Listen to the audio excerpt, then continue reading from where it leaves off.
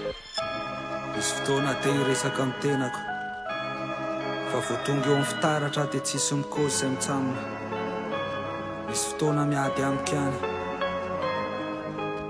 dia misaraka tsotra fa samy borina nankiofa fa nankiofa arak'izany.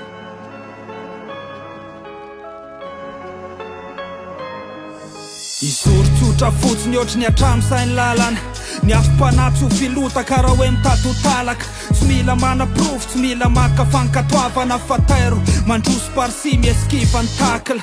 Raha isapoto ny tahotra tsaro fenao sa, raha ibloky ny akifina tsaro fenao kilady no inga. Raha hoe somampisampy sy satavela ho antsaha, ary eto ny labosite io taza fiadanana foizo tsotra ohatry ny atramo sainy lakanjejo.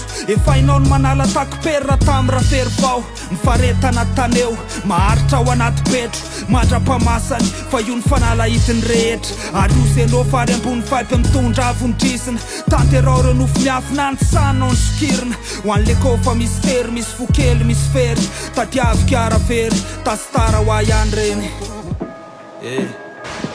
Misy fotoana kivy amin'ny tenako ihany te hilavilefina fa tsy so ihany, fa to amiko ny angovo mampitraka dia indray afanandray apinga teny sotra amin'ny tanjaka ny saiko. Niazo ny lalaka nanohy ny tiako, dia mbola arak'izany.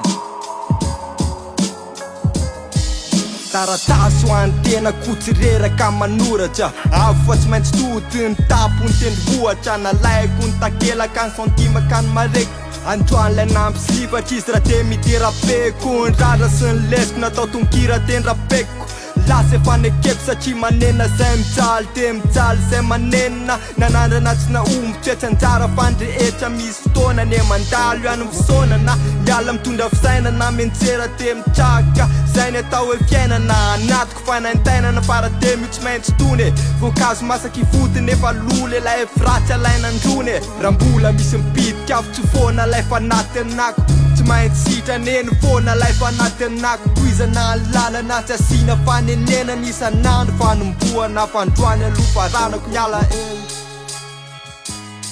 Eo dia eto alohan'ny tasitara fo sa manoratra, nalefako amiko ihany ny valoko misy ny tasitara.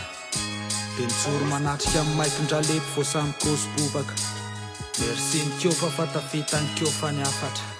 Arak'izany le mokina razoky rahalahy Humanoïde Dok Valy Atlox Music Pro DJ Records Glad Ebon Peace.